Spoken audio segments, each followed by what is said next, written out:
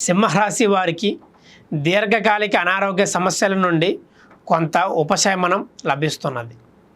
చేపట్టిన పనులలో అధిక శ్రమకు అల్ప ఫలితాలని పొందుతారు.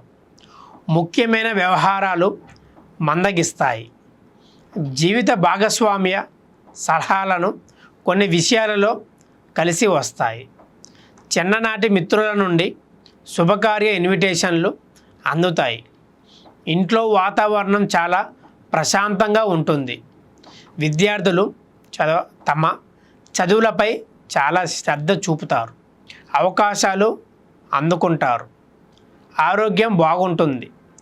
మానసికంగా ఉత్సాహంగా ఉంటారు. వినోద కార్యక్రమాల్లో మునిగి తేలుతూ ఉంటారు.